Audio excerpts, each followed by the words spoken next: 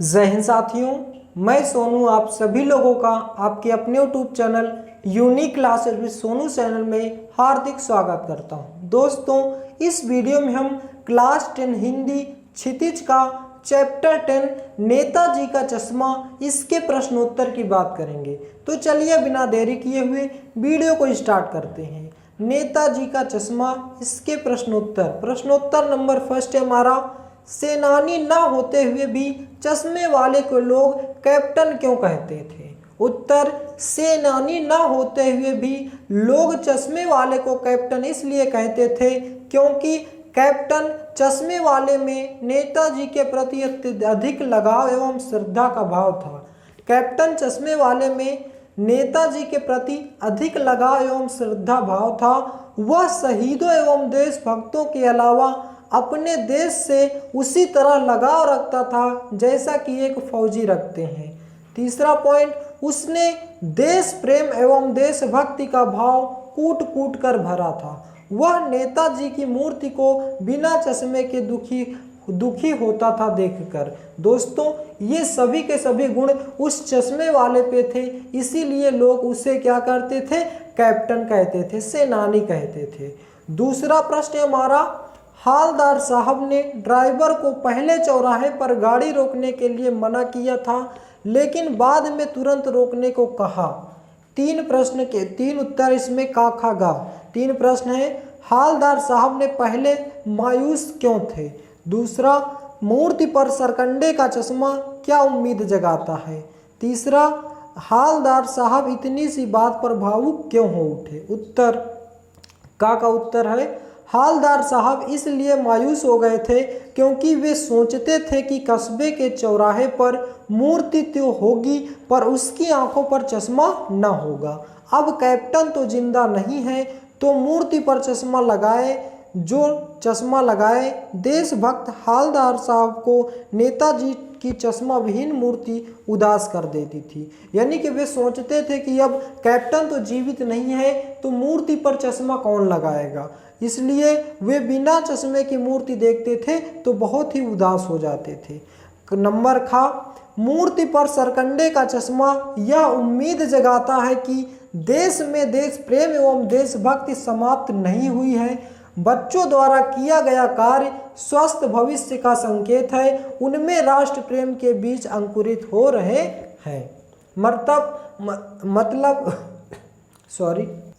मतलब इससे यह पता चलता है कि बच्चे भी देश प्रेम के प्रति जागरूक हो रहे हैं। नंबर गा, हालदार साहब सोच रहे थे कि कैप्टन के न रहने से नेताजी की मूर्ति चश्मा विहीन होगी, परंतु जब यह देखा कि मूर्ति की आंखों पर सरकंडे का चश्मा लगा हुआ है तो उनकी निराशा आशा में बदल गई। उन्होंने समझ लिया कि युवा पीढ़ी में देश प्रेम और देशभक्ति की भावना है जो देश के लिए शुभ संकेत है। यह बात सोचकर वे भावुक हो गए। तीसरा प्रश्न, आशय स्पष्ट कीजिए। बार बार सोचते क्या होगा उस कौम का जो अपने देश की खातिर घर गृहस्थी जवानी जिंदगी सब कुछ होम देने वाले पर भी हंसती है और अपने लिए बिकने के मौके ढूंढती है। उत्तर, इस पंक्ति का आशय यह है कि बहुत से लोगों ने देश के लिए अपना सब कुछ बलिदान कर दिया। कुछ लोग उनके बलिदान की प्रशंसा न करके ऐसे देशभक्तों का उपहास उड़ाते हैं। लोगों में देशभक्ति की ऐसी घटती भावना निश्चित रूप से निंदनीय है। ऐसे लोग इस हद तक स्वार्थी होते हैं कि उनके लिए अपनी स्वार्थ ही सर्वोपरि होता है। वे अपने स्वार्थ की सिद्धि के लिए देशद्रोह करने तक को तैयार रहते हैं। जैसा कि वो पान वाला उस सेनानी के लिए उसका उपहास उड़ाया करता था, ठीक उसी प्रकार। चौथा प्रश्न हमारा, पान वाले का एक रेखा चित्र प्रस्तुत कीजिए। उत्तर, पान वाला अपनी पान की दुकान पर बैठा ग्राहकों को पान देने के अलावा उनसे कुछ न कुछ बातें करता रहता। वह स्वभाव से खुश मिजाज काला मोटा व्यक्ति है, उसकी तोंद निकली हुई है। वह पान खाता रहता है, जिससे उसकी बत्ती सी लाल काली हो रही है। जब वह हंसता है तो उसकी टोन थिरकने लगती है। वह वाक्पटु है जो व्यंग्यात्मक बातें कहने से भी नहीं चूकता है। तो अच्छे से नोट डाउन कर लीजिए और कहानी को क्वेश्चन आंसर याद करने से अच्छा कहानी को आप 2 से 3 बार पढ़िए, फिर उसके बाद क्वेश्चन आंसर को 1-2 बार रीड कर लीजिए, आपको अच्छे से क्वेश्चन कंठस्थ हो जाएंगे। 5वां प्रश्न हमारा, वो लंगड़ा क्या जाएगा फौज में, पागल है पागल।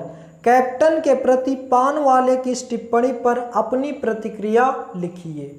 उत्तर, वह लंगड़ा क्या जाएगा फौज में, पागल है पागल। पान वाला कैप्टन चश्मे वाले के बारे में कुछ ऐसी ही घटिया सोच रखता है। वास्तव में कैप्टन इस तरह की उपेक्षा का पात्र नहीं है। उसका इस तरह मजाक उड़ाना तनिक भी उचित नहीं है। कैप्टन उपहास का नहीं, सम्मान का पात्र है, जो अपने अति सीमित संसाधनों से नेताजी की मूर्ति पर चश्मा लगाकर और देश प्रेम का प्रदर्शन करता है और लोगों में देशभक्ति की भावना उत्पन्न करने के अलावा प्रगाढ़ भी करता है। देखिए, वो चश्मा वाला फेरी करने के दौरान रोज नए नए चश्मे बदलकर सुभाष चंद्र बोस की मूर्ति को मतलब सुरक्षा देता है, उसकी मूर्ति को सुंदर बनाने का कार्य करता है, इसलिए उसका मजाक उड़ाना अति निंदनीय है। रचना और अभिव्यक्ति प्रश्न नंबर 6, निम्नलिखित वाक्य पात्रों में कौन सी विशेषता की ओर संकेत करते हैं। नंबर का, हालदार साहब हमेशा चौराहे पर रुकते हैं और नेताजी को निहारते हैं। उत्तर, हालदार साहब अपने कर्म के प्रति सजग तथा पान खाने के शौकीन थे।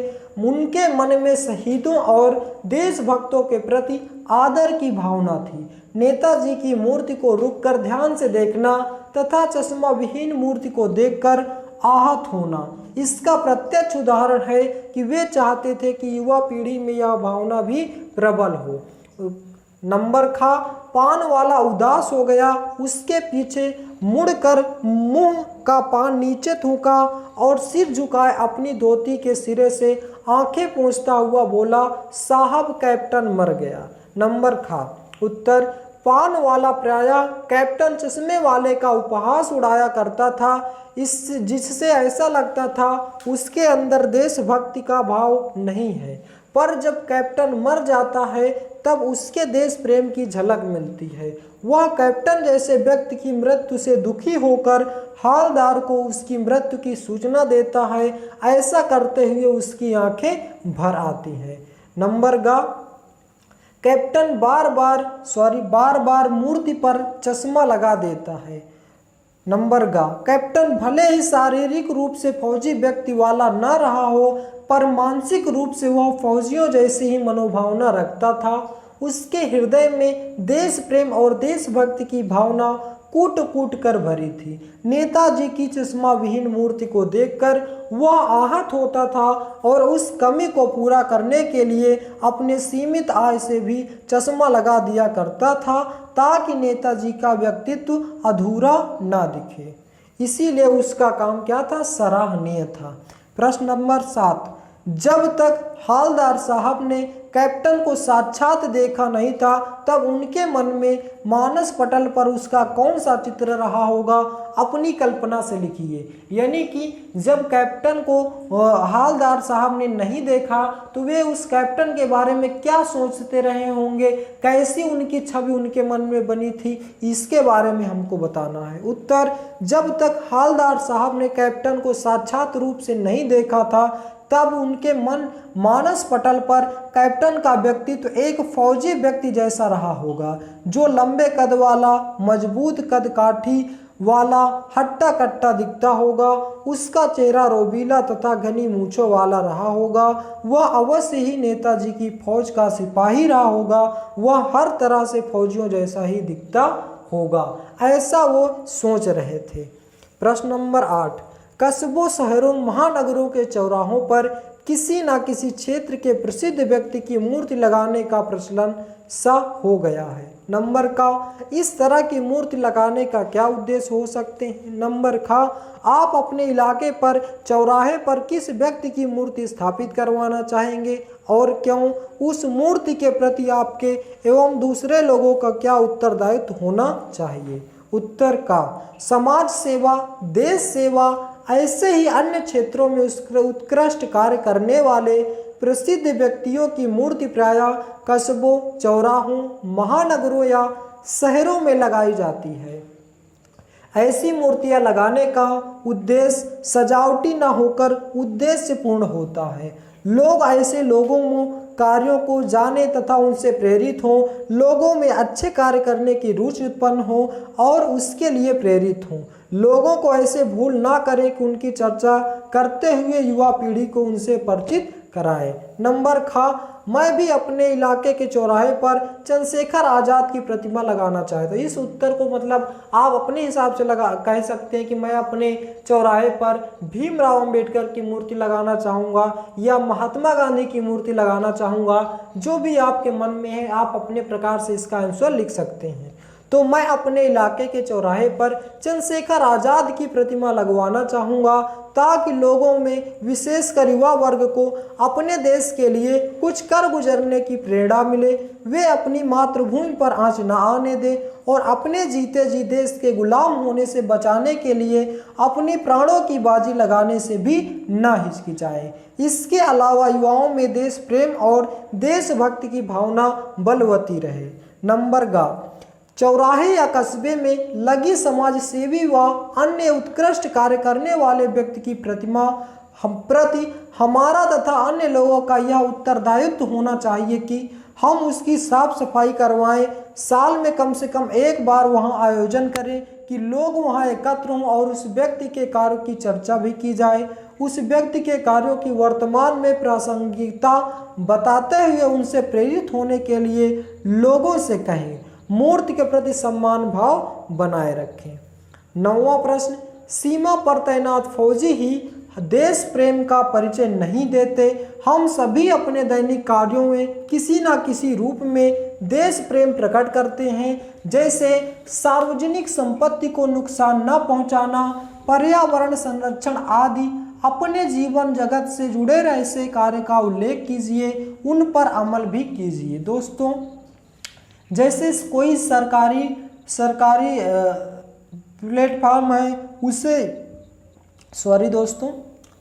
उत्तर, सीमा पर तैनात फौजी विशिष्ट रूप से देश प्रेम का परिचय देते हैं। उनका देश प्रेम अत्यंत उच्च कोटि का और अनुकरणीय होता है, परंतु हम लोग भी विभिन्न कार्यों के माध्यम से देश प्रेम को प्रकट कर सकते हैं। ये काम है सरकारी संपत्ति को क्षति न पहुंचाना, बढ़ते प्रदूषण को रोकने में मदद करना, अधिक से अधिक वृक्ष लगाना, पर्यावरण तथा अपने आसपास की सफाई रखना, पानी के स्रोतों को दूषित होने से बचाना, वर्षा जल संरक्षण करना, बिजली बचत करना, कूड़ा इधर उधर न फेंकना, नदियों को प्रदूषण मुक्त बनाए रखने का प्रयास करना, शहीदों एवं देशभक्तों के प्रति सम्मान रखना, लोगों के साथ मिलजुल कर रहना आदि। हम इस प्रकार से भी सीमा पर तैनात फौजी देश प्रेम का परिचय दे सकते हैं। 10वां प्रश्न हमारा, निम्नलिखित पंक्तियों में स्थानीय बोली का प्रभाव स्पष्ट दिखाई देता है। आप इन पंक्ति को मानक हिंदी में लिखिए। कोई गिराक आ गया समझो, उसके चौड़े चौखट चाहिए, तो कैप्टन किधर से लाएगा तो उसकी मूर्ति देने वाला दे दिया उधर, दूसरा बिठा दिया। उत्तर, मान लो कि कोई ग्राहक आ गया, उससे चौड़ा फ्रेम चाहिए, तो कैप्टन कहाँ से लाएगा। इसका जवाब हमें बताना है। तो मूर्ति वाला क्या करेगा, कैप्टन क्या करेगा, तो मूर्ति वाला फ्रेम दे देगा और मूर्ति पर दूसरा फ्रेम लगा देता है। यानी कि कैप्टन उस मूर्ति से फ्रेम को निकालकर ग्राहक को दे देता है और अपना दूसरा फ्रेम मूर्ति में लगा देता है। 11वां प्रश्न हमारा, भाई खूब क्या आइडिया है, इस वाक्य को ध्यान में रखते हुए बताइए कि एक भाषा में दूसरी भाषा के शब्दों के आने से क्या लाभ होते हैं। उत्तर, एक भाषा के शब्द जब ज्यों के त्यों दूसरी भाषा में आते हैं तो इससे भाषा सरल, सहज और बोधगम्य बनती है।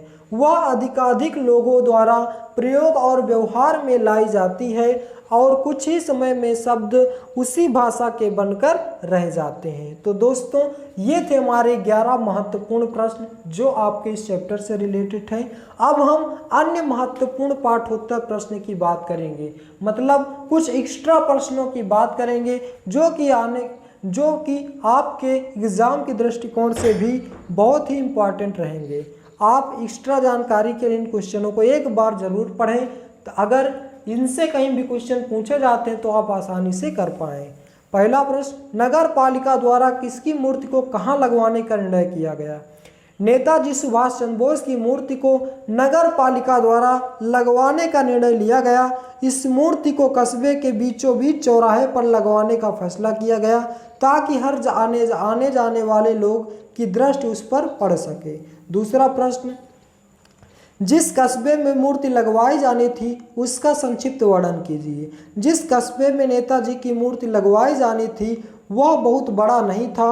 वहाँ कुछ मकान पक्के थे, एक छोटा सा बाजार था, वहीं लड़के लड़कियों का एक स्कूल, सीमेंट का एक छोटा कारखाना, 2 ओपन एयर सिनेमा घर और नगर पालिका थी। तीसरा प्रश्न, मूर्ति बनवाने का कार्य स्थानीय ड्राइंग मास्टर को क्यों सौंपना पड़ा।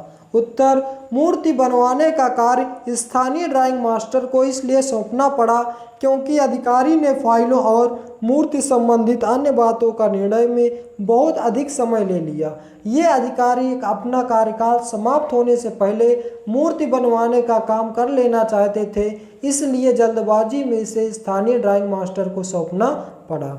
चौथा प्रश्न, नगर पालिका मूर्ति लगवाने में ठोस निर्णय क्यों नहीं ले पा रही थी। उत्तर, नगर पालिका मूर्ति के संबंध में ठोस निर्णय इसलिए नहीं ले पा रही थी क्योंकि नगर पालिका को अच्छे मूर्तिकारों की जानकारी न थी।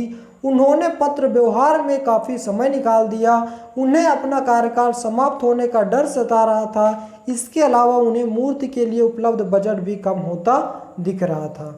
पांचवा प्रश्न, नेताजी की मूर्ति का संक्षिप्त विवरण कीजिए। कस्बे की हृदय स्थली के चौराहे पर नेताजी की जो मूर्ति लगाई गई थी वह टोपी की नोक से कोट से दूसरे बटन तक 2 फीट ऊंची थी। संगमरमर की बनी इस मूर्ति में नेताजी सुंदर लग रहे थे। उन्हें देखते ही उनके नारे याद आने लगते थे। छठवां प्रश्न, नेताजी की मूर्ति में कौन सी कमी खटकती थी। नेताजी की मूर्ति सुंदर थी, वह अपने उद्देश्य में सार्थक सिद्ध हो रही थी। उसे देखते ही नेताजी द्वारा किए गए कार्य याद आने लगते थे, परंतु इस मूर्ति में एक कमी थी जो खटकती थी। वह थी मूर्ति पर चश्मा न होना। चश्मा न होने से नेताजी का व्यक्तित्व अधूरा सा लगता था। सातवां प्रश्न, मूर्ति की कमी को कौन किस तरह पूरा करने का प्रयास करता था। उत्तर, नेताजी की मूर्ति चश्मा विहीन थी, इससे उनका व्यक्तित्व अपूर्ण सा लगता था। इस कमी को पूरा करने का प्रयास कैप्टन चश्मे वाला करता था। वह नेताजी की मूर्ति पर चश्मा लगा दिया करता था। इस प्रकार वह मूर्ति की कमी और नेताजी के व्यक्तित्व की अपूर्णता को भरने का प्रयास करता था। आठवां प्रश्न, कैप्टन कौन था, उसका व्यक्तित्व नाम के विपरीत कैसा था। उत्तर, कैप्टन फेरी लगाकर चश्मे बेचने वाला एक मरियल और लंगड़ा सा व्यक्ति था जो हाथ में संदूकची और एक बॉक्स में चश्मे का फ्रेम टांगे घूमा करता था। कैप्टन नाम से लगता था कि वह फौजी या सिपाही जैसा शारीरिक रूप से मजबूत रेवबीले चेहरे वाला बलिष्ठ व्यक्ति होगा, पर ऐसा कुछ भी नहीं था। नौवां प्रश्न, कैप्टन मूर्ति के चश्मे को बार बार क्यों बदल दिया करता था। उत्तर, कैप्टन देशभक्त तथा शहीदों के प्रति आदर भाव रखने वाला व्यक्ति था। वह नेताजी की चश्मा विहीन मूर्ति देखकर दुखी होता था। वह मूर्ति पर चश्मा लगा देता था पर किसी ग्राहक द्वारा वैसा ही चश्मा मांगे जाने पर उतार कर उसे दे देता था और मूर्ति पर चश्मा दूसरा लगा दिया करता था।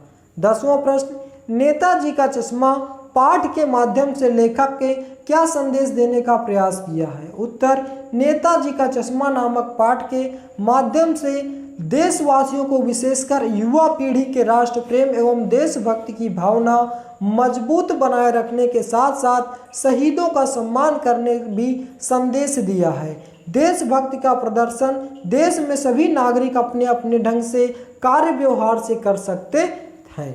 11वां प्रश्न, हालदार साहब के लिए कैप्टन सहानुभूति का पात्र था, इससे आप कितना उचित समझते हैं? उत्तर, हालदार साहब जब कैप्टन को फेरी लगाते हुए देखते तो उनके मुंह से अनायास निकल जाता था, तो बेचारे की अपनी दुकान भी नहीं है, वे चश्मे वाले की देशभक्ति के कारण उससे सहानुभूति रखते थे और उनके इस विचार से मैं पूर्णतः सहमत हूँ, क्योंकि कैप्टन जैसा व्यक्ति सहानुभूति का पात्र है।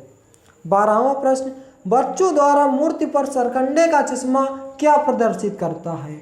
उत्तर, बच्चों द्वारा मूर्ति पर सरकंडे का चश्मा लगाना यह प्रदर्शित करता है कि बच्चों के मन में देश प्रेम और देशभक्ति के बीज अंकुरित हो गए हैं और उन्हें यह ज्ञान हो गया है कि शहीदों और देशभक्तों का आदर सम्मान करना चाहिए। तो दोस्तों, ये थे हमारे आज के महत्वपूर्ण प्रश्न नेताजी का चश्मा का। तो दोस्तों, आशा करता हूं कि नेताजी का चश्मा का सभी के सभी प्रश्नोत्तर आपको अच्छे से समझ में आ गए होंगे और इसी वीडियो में याद भी हो गए होंगे। तो दोस्तों, वीडियो आपको कैसा लगा इसका जवाब आप हमें कमेंट बॉक्स में दें। यदि आप हमारे चैनल पर नए हैं तो चैनल को सब्सक्राइब करें, वीडियो को लाइक करें और ज़्यादा से ज़्यादा शेयर करें। Thanks for watching my video. मिलते हैं नेक्स्ट वीडियो में। जय हिंद, जय भारत।